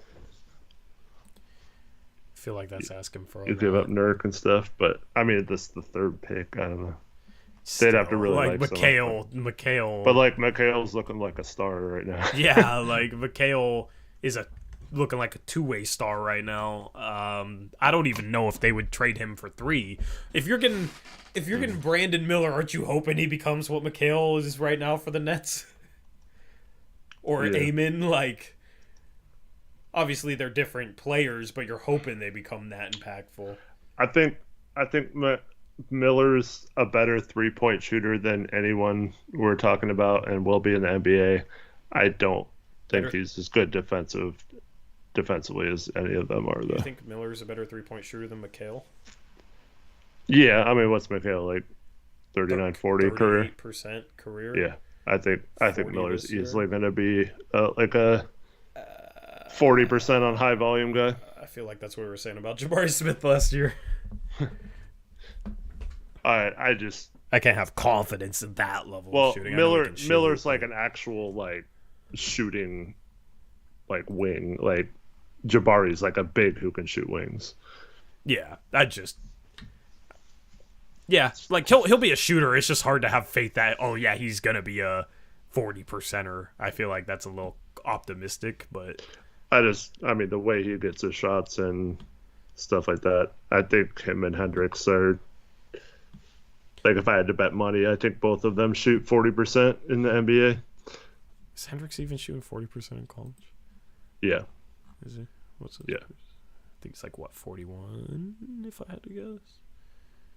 It's like raised up, but I think Hendricks is going to shoot like 45% on corner threes in the NBA. Like, I think he's just going to be absolutely money in that role. Yeah. Yeah, I'm a little less optimistic, but maybe. Brandon Miller's a better prospect than Jabari because Brandon Miller can create off the dribble. That was always the knock with Jabari, is like, can he consistently create off the dribble? Early in the season, they were the same. He's starting to figure it out, but I would have faith in Brandon Miller's a better prospect creation wise than Jabari was. Part of that was Jabari was playing for an Auburn team that didn't shoot well, so obviously it was tough on him, but Brandon Miller's a better ball handler. A little shiftier, a little more creative.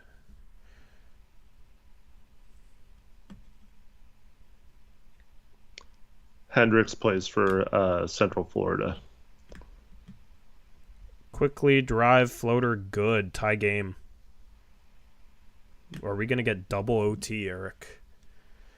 Inbound. Looks like Boston's not going to call a timeout. I don't think they have a timeout.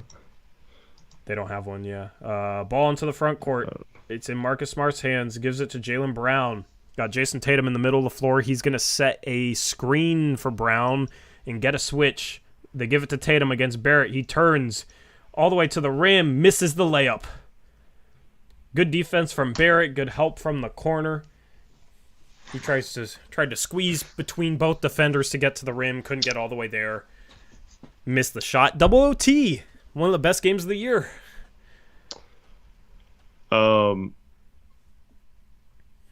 Max asked, would Brandon Miller be a good backup big for the Blazers? He's a small forward. He's a forward. He's like a shooting guard, small forward type, like in the NBA. He's not a big, yeah. Isn't he 6'9"? He's listed at 6'8". He's not. I don't even think he's 6'8". I think he's going to end up being like 6'8" with shoes, like Cam Reddish. They list Cam Reddish as 6'8". I don't think he's as big as Cam Reddish, though. Yeah. I'm just looking. Tankathon had him at 6'9". It'll be interesting to see his measurements. He is not 6'9". He looks pretty tall out there. Brandon Miller? Yeah. I don't know what you're talking. I mean, I don't know. He looks. I mean, like he might be Chiefin's asking about G.G. Jackson, who's a legit 6'8", and Miller looks smaller next to G.G. I don't know. Does he? But, yeah. I don't know. I've watched like 11 Alabama games this year. I have not watched 11 Alabama games, so yeah. We'll see. That's why we should take bets on this. I do not get. Dude, he is not 6'10". Like, dude, you guys are stupid. We should take bets on Brandon Miller's height, Brandon Miller's 3-point percentage his rookie year, and Taylor Hendricks' 3-point percentage his rookie year. So that when we tank next season again, we can at least have some like fun things to talk about. Max, come on, man. I just answered that. Get back up to the live. I met Brandon Miller at the mall. He's definitely 7'1". Oh man, you're lucky to still be alive, baby. Oh man, yeah. Rough joke. Damn. I will bet any amount of money if Brandon Miller measures at the combine. I don't even like a lot of the top picks don't, so that might not even he might not even measure. But I will bet any amount of money that he is at most 6'7". Without shoes. Without shoes, yeah. Ow.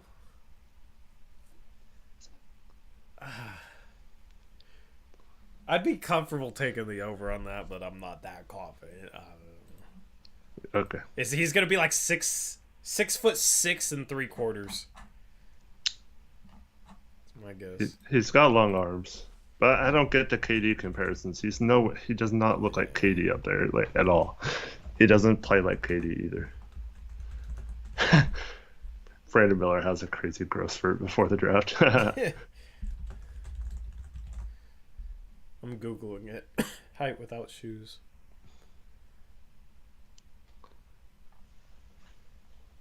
I'm getting a bunch of like male. I know his name is so generic. It's like Alabama. You have to put Alabama, yeah. Yeah, I mean he's listed as 6'9" everywhere I look, so it'll be interesting to see if he's under 6'7".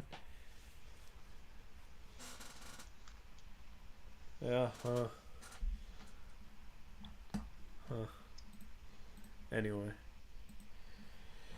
Alright, chat, what do you want to talk about? We are probably going to end this stream soon. People's Mix proves he does not pay attention at all. What'd he say? Move number 3 for Brandon Ingram. Like, we can just match up max contract with the number 3 pick. Yeah. No, salary, yeah, right. Yeah, sure.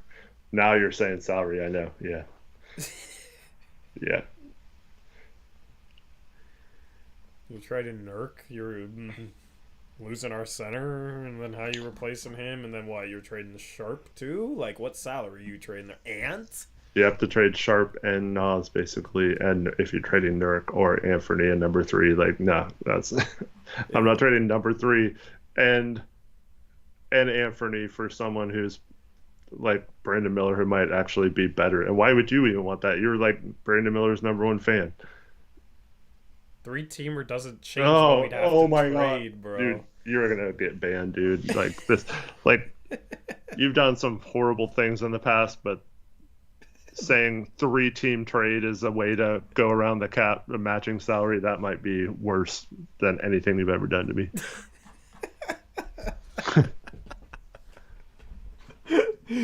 Oh man, hey, he doesn't like numbers. It's just he just doesn't like numbers. He's not smart enough to. Numbers are hard.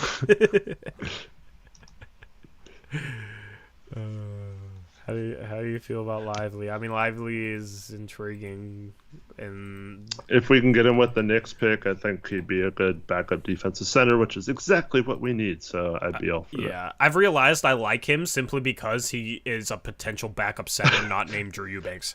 That we could get in the draft. yeah. Like I just don't want. Oh, I don't want Drew Eubanks as our backup center. We've had God, I don't want Cody Zeller. Drew Eubanks. I like Larry Nance Jr. as our backup center, but he can't stay healthy. Yeah, I want like a legit backup center. So hopefully he could be that. Knicks up 3 with 3 minutes left in double OT. Josh Hart is going to pump fake a 3, believe it or not, and shoot a step back mid-range, and it's off. But he shot it confidently, and it was kind of smooth. They got Josh Hart right, man. They got Josh Hart right. Quickly has 36, but yeah, Quickly's going off. Quickly has games like this though. Okay, standings time, I think. Why were they talking about trading him? Because they have a lot of guards, I guess. I don't know. I need to move this slightly to the left. There we go. All right, so this is the standings view. Portland is in 13th out of 15 teams in the Western Conference. 13th. Tori, why are you so negative? The Blazers are in 13th in the West. We beat Orlando. We're tied with OKC, who was supposed to be taken entering this year and doesn't even have their second overall pick from this past draft. But we beat Orlando, so good for us. I mean, we're half a game behind 10th. I mean, we're only one game behind like 9th. 10 times. We're only 2 games in the loss column behind 6th. Maybe we won't deal with the play-in. If the Clippers lose again tonight, we're 1.5 games behind 8th. Yeah, they're playing right now. We'd be tied within the loss column with the Clippers. So cool. I hate looking at I finally hate looking at the standings. Quickly is 38 now. I mean, just imagine if we didn't blow 15 double-digit leads. If we only blew 10 of the 15, then we'd be in 5th right now, Eric. We'd be a half game behind the Suns, yeah. Probably don't sell at the deadline either. Yep.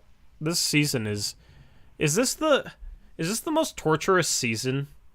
Like, okay, is this more torturous than last year? I don't think so, because I mean, we did have some really good games at the beginning of last season to get your hopes up, and then the Dame injury was a bummer, but then, you know, he didn't get it surgery. He like tried the shot first and then came back and then ended up getting the surgery. So, yeah, I mean, I don't know. It's tough to beat the bummer that was last season, but We knew we were tanking, though.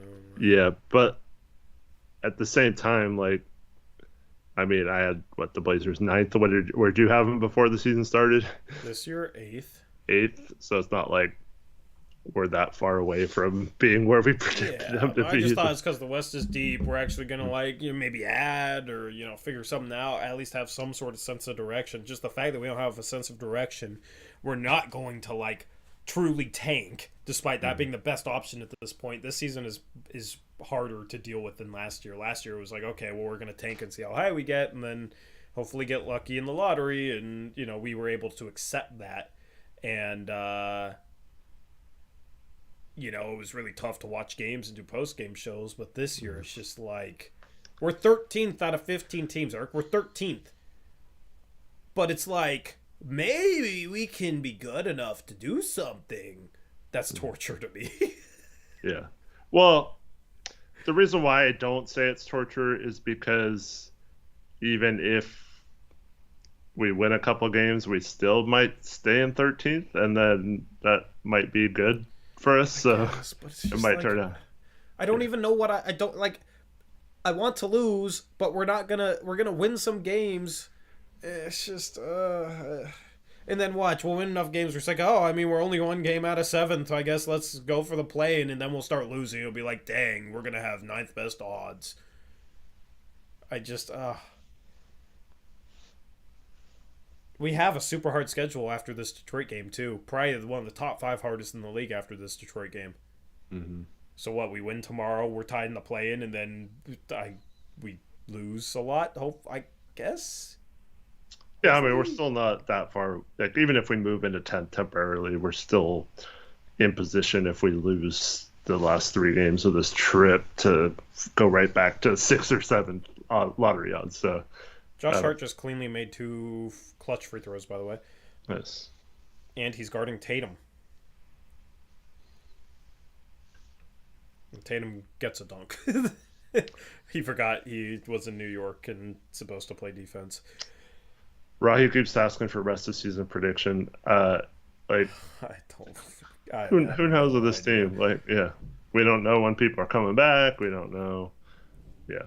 We finished. Pull the plug at some point. We finished 12th in the West with the 8th or 9th best lottery odds. With I'll probably go 8th best lottery odds, 12th in the West, something like that. And then we watched the Magic move up from 5 to get Wemby.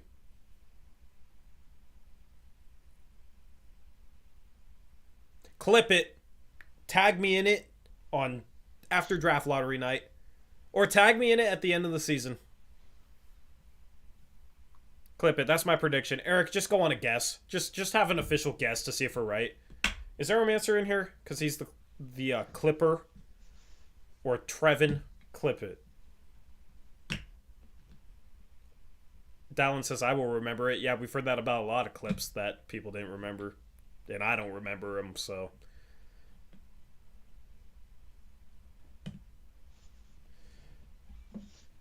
Anyway, Celtics down 4.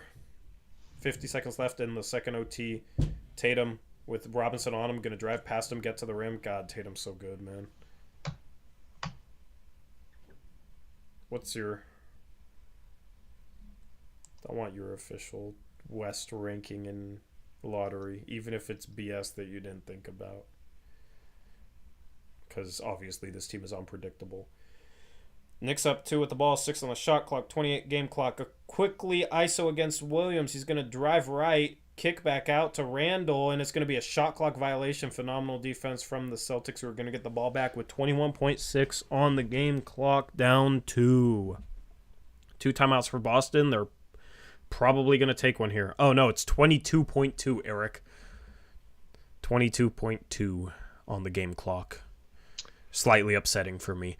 Do you know what this means? No jumper clap back at Dame via Twitter and Insta? We'll think about it after this. It looks like it's a timeout for Boston. Okay, so it says timeout. No, I didn't see the clap back, but Dame said no jumper was lying. You know how they had the screenshot of that tweet he liked about Ja? Yeah. Dame basically said it was a lie.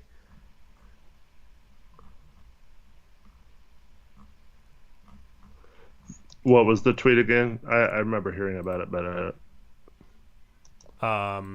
it was yeah. He liked a tweet saying, "Notice how Dame is actually from the hood, but he don't go around acting like John Morant, who is from the suburbs, trying to act hood. Never change king at Dame Lillard." That was the tweet that Dame supposedly liked. And No Jumper had a screenshot and a Instagram post about it, and Dame said, "Let them lie.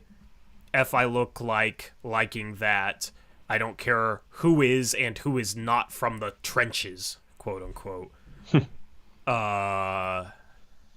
And I guess No Jumper clap back, although I haven't seen anything about that.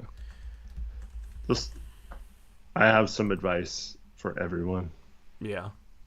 Just block butt crack and all those sites other than maybe Ballsack. Dude, what a statement. Yeah.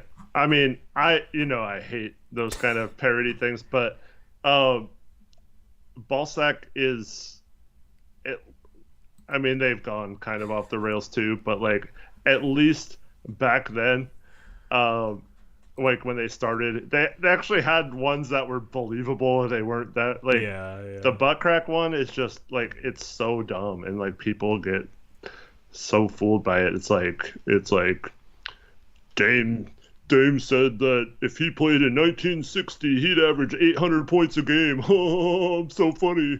Like you're trying so hard to be ball inbound sack, to Tatum. Down 2, 4 on the clock. He's driving right. Kick out to Al Horford for 3. Short. Knicks win. Josh Hart collects the rebound at the buzzer. How many rebounds did he have? Emmanuel quickly 9 is rebounds. hyped. Look at this starting lineup. 9 rebounds, 14, 11, 8, 9. Yeah.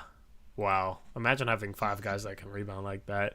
Granted, it was a double OT game, but quickly played 54 minutes. How many? So it was a 58-minute game, double OT. He rested for 4 minutes. He played 54 minutes. Are we sure he's still alive? Like Thibodeau? Thibodeau? That's wild, bro. I don't even think Chauncey in a double overtime would get minutes that high.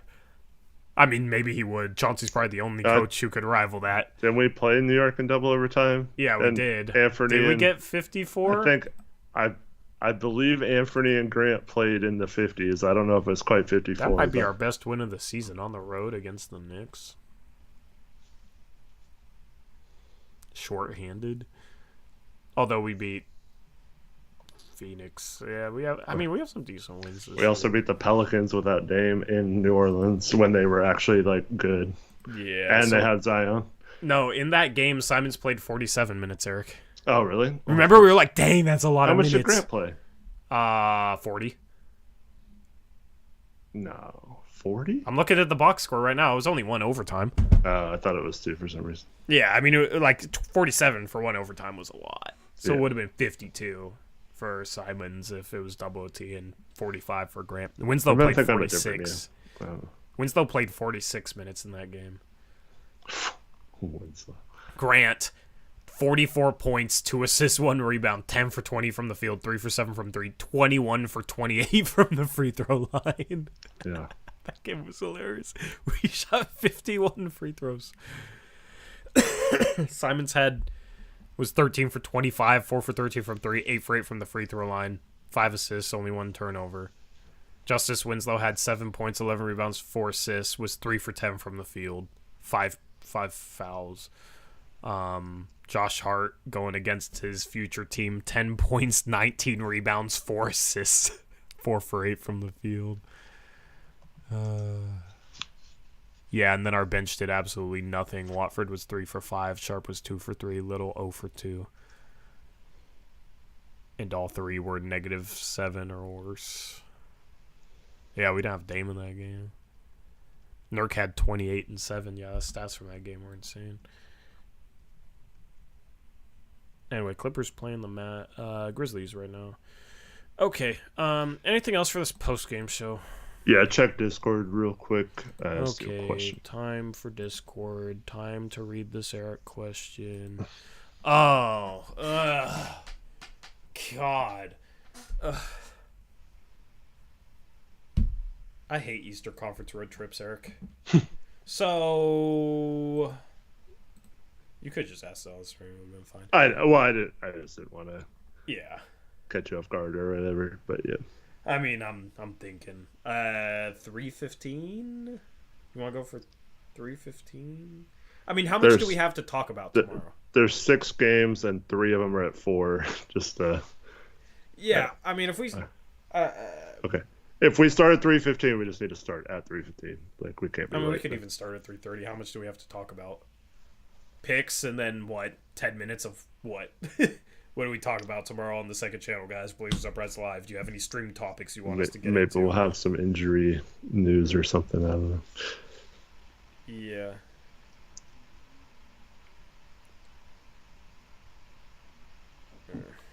I mean, we hardly ever do it half an hour. So. I know. Well, the game would tip off at 4:10, so we can go right up to 4:10. It would be 40 minutes. Yeah. Shorter stream. The dono is glitching. I'm sorry to hear that, Brian Tadovich. Other people did. That's weird. Bob and Weave, we can't do film on a live stream. Do we think Westbrook will be out of the league after this year? No. Nope, he had suitors this year. Yeah. You want to just go like 3:15, maybe a little after, just kind of that time frame. Okay. So our stream on our second channel, Blazers Uprise Live, you know how we normally do Mondays and Thursdays, 3:30 p.m. Pacific time. The Blazers tip off at 4. Tip off is at 4:10, because it's always 10 minutes late. So we'll go live 3:15 or shortly after, have picks against the spread. It will be a shorter stream that will obviously end before the game starts. So that'll be tomorrow, second channel, link in description box below, Blazers Uprise Live, and then we'll have a post game tomorrow. Yeah, I forgot there's a game tomorrow. Damn. I think isn't this like a rescheduled game? Oh yeah, they moved it up. And everyone was like, at the time, like Travis Demers was saying, "Oh, this is going to be such a break for Portland getting to play them on a back-to-back instead of Boston on the back-to-back because is their next game after that." Not beating Boston. Yeah. Okay. So wait, then we play Boston on. Oh, we play Boston on Wednesday. Yeah. Oh. Damn, I'm not liking the schedule right now. at all. I mean, this is our last big road trip of the year, so. I know. We do have a 4-game road trip, but we're a 5-game road trip at the end of the season. I don't think it's to the East Coast, though. It's not to the East. It's, but we do play Sunday, April 2nd at 12:30 p.m. in the afternoon, which is gonna be home game at 12. Yeah, that's Easter too. No, that's a road game. I thought it was. Game. It's at Minnesota. Yeah, we go at Minnesota, at Memphis, at San Antonio, at LA, and then the LA game is Saturday, April 8th at 1 p.m. I thought you were talking about Sunday, April 9th. I think we have that's a home game against we have a 12:30 home game, I think. At 12:30. Yeah. So that's going to mess with my rec league. Last game of the season. Both those games. I know. And it's Easter and my oldest's birthday. Wait, that's Easter? April 9th, yeah. Why are they ending this? You probably wouldn't have rec that day, so. Maybe. Okay. Wow, okay. Wow, okay. That's crazy because when the Blazers made the Western Conference Finals, that Game 7 against Denver was on Easter. But now the end of the regular season's on Easter. Yeah, that was... Or no, that was on Mother's Day. That was Mother's Day, yeah. That was Mother's Day. Yeah. Yep. I was thinking it was Easter. I was real confused for a second. Because I was at work and took a long lunch, and my mom and I went out to a pizza place and watched the game together on Mother's Day. Yep. Happy Mother's Day. Yeah, good Mother's Day gift. That was awesome, yeah. So, okay. Jeez, I mean, it wasn't awesome when we were down 17 in the first half. But yeah. So I'm going to have to stream the last post-game show of the season at 3 p.m. on Easter Sunday. Seriously? Are you guys even going to show up for that, chat? We'll have at least 4 more games after I mean, maybe it's not the end of the season if we're in the play-in. We'd at least 1 more game if we're in the play-in. Bro, I hate the end of this year for the schedule. Shout out Priest with a $2 dono. Says Tatum is not him, bro. Thank you, Priest. What do we do? Okay, so 12:30 to 3. I mean, I guess that's where I get Chase to start to take my place for a couple of streams. Not for Easter Sunday. We'll have to figure out what we're doing then, Eric. Because we've never had to. Yeah, it would be fine if it was at night. Right. It's in the middle of the day. Yeah. So, I don't know. We'll figure it out. But, yeah. So, Monday, Wednesday, Friday. So, we streamed every day we streamed Sunday, Monday, Tuesday, Wednesday, Thursday, Friday, and then had yesterday off. And then we're streaming today. 2 tomorrow. Tomorrow. We got Tuesday off, but then we got Wednesday, Thursday, Friday off day, then Sunday, Monday, Tuesday. That's wild. The schedule is so jam-packed. The Blazers play every other day until the season's March almost over 17th. too. So. Yeah, but it's like early times, and at least it doesn't coincide with my rec league, but oh my goodness. I am ready for the season to be done, I guess. Yeah, so we'll just go live a little bit after 3:15 tomorrow, and then we're going to have to figure out that last day of the regular season, and if I have, rec on. Yeah, I don't know. We'll have to figure some things out for stream times and whatnot, but anyway, anything else, Eric? No, thanks everyone for watching. Hope you have a good rest of your night, and hope to see you on the 2 streams tomorrow. Yep, the Blazers win or lose in the tank race, depending on what you're rooting for. Dame, 41. Big game from him. Cam Reddish looked good. Nasir Little hits a clutch 3 in his home state of Florida, which was cool to see. But obviously for the tanking odds, not the best result. This has been the Blazers Uprise Postgame Show presented by BetOnline. Use that promo code BELIEVE, BLEAV, for a 50% reward bonus. We're out of here. We'll catch you tomorrow with 2 streams. Hopefully you're not sick of us yet. Still got a whole month left of the season as the Blazers trudge on towards a play-in spot. Anyway, have a good rest of your nights. Good rest of your Sundays. Until next time. As always, peace out. Go Blazers.